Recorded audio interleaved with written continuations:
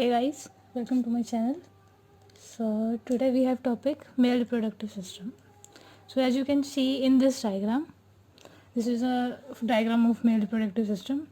As male reproductive system consists of a pair of testes, which is pair, right? Which is in pair. Then there are 3 glands, 4 accessory ducts,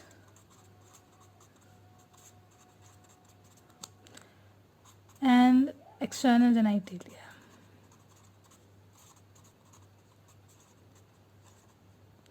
As first of all, testes. So these are testes. See, and then 3 glands. 3 glands are this 1, 2, and this 3. And then 4 accessory ducts, which will be discussed further. And then the external genitalia. So this is the external genitalia. You can see this. And this male reproductive system is situated in the pelvic region of the body. So generally एक बात आती है कि pelvic region होता क्या है ना. So pelvic region कहने का मतलब है the region between abdomen and thigh. Abdomen and thigh. ठीक है. अब अपने 4 चीज़ें पढ़ी थी है ना. तो सबसे पहले अपने डिस्क्राइब करेंगे टेस्टिस को. अब टेस्टिस कहने का मतलब है कि टेस्टिस, अब एनसीईआरटी में पहली लाइन आती है कि testis situated outside the abdominal cavity, है ना. आउटसाइड द एब्डोमिनल कैविटी तो बड़ी लाजमी सी बात है कि अगर आउटसाइड है एब्डोमिनल कैविटी के मतलब साफ है कि वो वैसे है किसमें, पेल्विक कैविटी में, है ना. So it is outside the abdominal cavity and it is within a pouch called scrotum. अब ये सेक्रोटम है क्या एक्चुअली में, ये स्किन का बना होता है जिसमें टेस्टिस सिचुएटेड होती है. सी, तो इसके आउटर कवरिंग सी बना के, है ना. अब इसका फंक्शन क्या होता है सेक्रोटम का कि ये टेम्परेचर को कम रखती है. इतना भी ज़्यादा कम नहीं, 2 से 2.5 डिग्री सेल्सियस तक कम रखती है कंपैरिजन टू बॉडी टेम्परेचर से. ठीक है, कंपेयर्ड विद बॉडी टेम्परेचर 2 से 2.5 डिग्री सेल्सियस तक कम रखती है टेम्परेचर. कौन, सेक्रोटम. किसका, टेस्टिस का. अब जो टेस्टिस है उसका जनरल मेजरमेंट देखते हैं. तो ये ओवल शेप में होती है. ठीक है, क्योंकि एनसीईआरटी में है तो अपने को पढ़ना पड़ेगा. इसकी लेंथ 4 से 5 सेंटीमीटर होती है और जो विड्थ है वो 2 से 3 सेंटीमीटर होती है. अब जो इसमें मेन चीज़ है, ठीक है, वो क्या है कि इसका अंदर का पार्ट. तो बेसिकली है क्या कि ये सपोज एक टेस्टिस है. टेस्टिस में कम से कम 250 अप्रोक्स कंपार्टमेंट होता है. See, and the each compartment is called testicular lobule. Testicular lobule. ठीक है.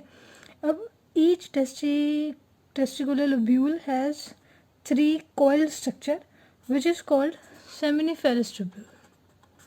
कंफ्यूज मत हो ना, टेस्टिकुलर नो, सेमिनिफेरस ट्यूब्यूल. ठीक है, एक टेस्टिस है, ये टेस्टिस है. अब ईच टेस्टिस हैव 250 कंपार्टमेंट्स. ठीक है, 250 कंपार्टमेंट्स होते हैं. अब जो 250 कंपार्टमेंट्स है उसको क्या बोलेंगे अपने, testicular lobule. And each testicular lobule has 3 seminiferous tubules. ठीक है. अब इसकी अपने बात करेंगे कि यार ये है क्या. ठीक है, तो ये जो सेमिनिफेरस ट्यूब्यूल है, अगर मान लो मैं इसको एक को देखूं तो ये इंटरनली, ठीक है, 2 सेल से लाइंड होता है. समझ, मतलब 2 सेल से मिलके बना होता है. अब ये 2 सेल्स है कौन सी, 2. एक तो है सर्टोली सेल्स और एक है मेल जर्म सेल्स। ठीक है, अब देखो है क्या, जो मेल जर्म सेल्स है ना, ये इसमें होगा क्या, मेयोटिक डिवीज़न। ठीक है, and further it will convert into sperm.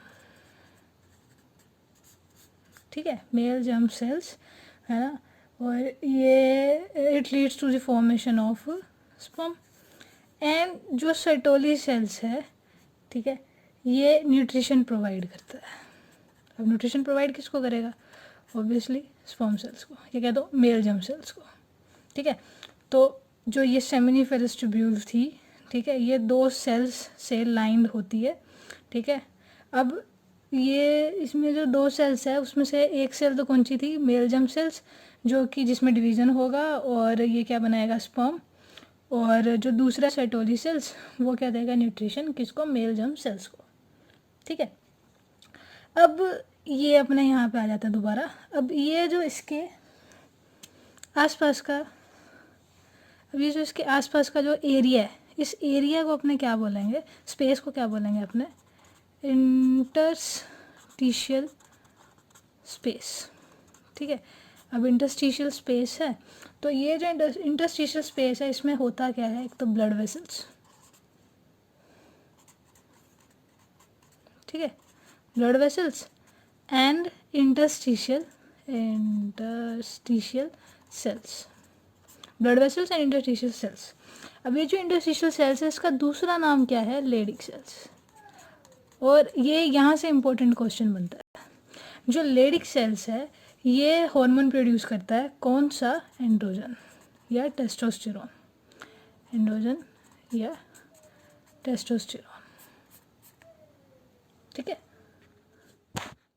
ये जो मेल जर्म सेल्स है उसका दूसरा नाम क्या होता है, स्पर्मेटोगोनिया। ठीक है, ये याद रखना, क्योंकि जब अपने गमेटोजेनेसिस पढ़ेंगे तब अपने को काम आएगा। अब इसमें देखो याद करने वाली क्या चीज़ है, एक तो ये स्पर्मेटोगोनिया क्या है, क्योंकि ये बेस है। ठीक है, और उसके अलावा ये लेडिक सेल्स। ठीक है, लेडिक सेल्स क्यों, क्योंकि यहाँ पे क्वेश्चन बनता है कि बताओ लेडिक सेल्स कहाँ पाए जाते हैं। ठीक है, और इसका सिक्रीशन क्या है, एंड्रोजन सिक्रीशन। सो गाइस, ये था अपना टेस्टिस। ठीक है, अब टेस्टिस के बाद में अपन पढ़ेंगे एसेसरी डक्ट्स। अब एसेसरी डक्ट्स एक्चुअली में है क्या, देखो ये टेस्टिस है, टेस्टिस में स्पर्म प्रोड्यूस होंगे और स्पर्म जो है वो आगे ट्रांसफ़र होंगे, है ना, it will be transferred through accessory ducts through the external genitalia. ठीक है, तो अपन अब एसेसरी डक्ट्स के बारे में पढ़ेंगे, जो कि 4 होती हैं। ठीक है, तो सपोज मान लो ये टेस्टिस है। ठीक है, अब टेस्टिस में क्या थे, टेस्टिकुलर लोब्यूल्स, हाँ, टेस्टिकुलर लोब्यूल्स। अब टेस्टिकुलर लोब्यूल्स में मान लो स्पर्म्स प्रोड्यूस होंगे। ठीक है, स्पर्म कह दो या हार्मोन कह दो, एंड्रोजन, टेस्टोस्टेरोन। ठीक है, अब होगा क्या, देखो पहले यहाँ पे कुछ एक डक्ट्स होती है। ठीक है, अब जो यहाँ से जो स्पर्म या एंड्रोजन होगा वो सीधा यहाँ, ठीक है, ट्रांसफ़र होंगे सीधा। तो ये जो पहले डक्ट्स होती है ना, उसको अपने क्या बोलेंगे, रेटे टेस्टिस। ये कह दो ducts which are just near to the testis, है ना, तो उसको अपने क्या बोलेंगे, रेटे टेस्टिस। अब रेटे टेस्टिस जो है यहाँ पे खुलती है। ठीक है, ये जो डक्ट्स हैं, ठीक है, रेटे टेस्टिस जो डक्ट्स हैं वो फिर आगे फर्दर खुलती है। ठीक है, ये वाले डक्ट्स में, ये क्या है, एपिडिडाइमस। ठीक है, अब एपिडिडाइमस और ये जो क्या नाम है, रेटे टेस्टिस है, इन दोनों के जो बीच की जो डक्ट्स हैं, ठीक है, उसको अपने क्या बोलेंगे, वासा इफ्रेंशिया। ठीक है, और अपने पास कौन सी थी, रेटे टेस्टिस थी, उसके बाद में कौन सी आएगी, सॉरी रेटे टेस्टिस थी पहले, रेटे टेस्टिस के बाद में जो रेटे टेस्टिस वाली डक्ट्स थी ये ओपन होएगी पहले, वासाइफ्रेंशिया में, ठीक है। मतलब स्पर्म्स या हॉर्मोन्स पहले रेटिडेस्टिस में जाएंगे, रेटिडेस्टिस से आगे वासाइफ्रेंशिया में जाएंगे, और वासाइफ्रेंशिया से होते हुए अब ये टेस्टिस के एरिया से बाहर निकल गए, ठीक है। तो निकल के ये वासाइफ्रेंशिया के थ्रू किस में जाएंगे, ये कौन सा है, एपिडिडाइमस, ठीक है, एपिडिडाइमस। अब ये जो एपिडिडाइमस है ये नीचे आके दोबारा ऊपर जाएगी, ठीक है। अब ये जब दोबारा ऊपर जाएगी तो अपन इसको क्या बोल देंगे, जब ये यहाँ तक आ जाएगी तब इसको क्या बोल देंगे अपने, वासा डिफरेंस, वास डिफरेंस, ये कह दो वास डिफरेंस, समझ लो। मतलब मान लो यहाँ तक, तो अपने पास कौन सी थी, 4 डक्ट्स थी, कौन सी, रेटिडेस्टिस, ठीक है, फिर वासाफ्रेंशिया या वासाफ्रेंशिया, फिर epididymis, and then vas deferens, ठीक है। अब ये यहाँ से होता हुआ, ठीक है, यूरेथ्रा में जाएगी और यूरेथ्रा में आते जाते एक्सटर्नल जेनिटलिया तक आ जाएगी। तो ये अपने पास कितनी थी, 4 डक्ट्स थी, एक्सेसरी डक्ट्स बोलते हैं इनको। अब उसके अलावा अपने इस टॉपिक में एक ग्लैंड्स बची है, ठीक है, ग्लैंड्स भी देख लेते हैं। अपने ने पढ़ा था कि ग्लैंड्स टोटल 3 ग्लैंड्स होती है, ठीक है। अब ये जो 3 ग्लैंड्स है ये है क्या, देखो, एक ये है, ठीक है, ये कौन सी है, सेमिनल वेसिकल, ये वाली, ठीक है, सेमिनल वेसिकल। फिर ये वाली प्रोस्टेट ग्लैंड, और ये तीसरी बल्बोयूरेथ्रा। अब याद रखना ये तीनों की तीनों क्या है, पेयर्ड। ये यहाँ से अच्छा क्वेश्चन बन जाता है कि दोनों तीनों पेयर्ड कौन कौन सी होती है, कौन कौन सी नहीं होती है, ठीक है। अब इन तीनों का फंक्शन क्या है, फंक्शन यूँ कह लो कि जो सेमिनल वेसिकल है और जो प्रोस्टेट ग्लैंड है, इन दोनों का जो सिक्रीशन है, ठीक है, वो सिक्रीशन को बोलते हैं अपन, या यूँ कह दो सेमिनल वेसिकल और प्रोस्टेट ग्लैंड, ठीक है। इन दोनों ग्लैंड्स का जो सिक्रीशन है उसको अपने क्या बोलते हैं, सेमिनल प्लाज्मा। अब ये जो सेमिनल प्लाज्मा है, ठीक है, ये it is rich in fructose and calcium ions and it has also enzymes जो कि इजैकुलेशन में हेल्प करता है। एंड जो अपने पास तीसरी ग्लैंड है, कौन सी, बल्बोयूरेथ्रल, ठीक है, तो इसका जो सिक्रीशन है, ठीक है, वो लुब्रिकेशन में हेल्प करता है,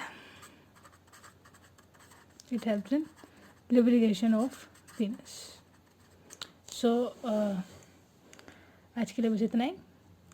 प्लीज़ एक बार एनसीईआरटी से पढ़ लेना, ये टॉपिक बहुत ईजी है। And good bye.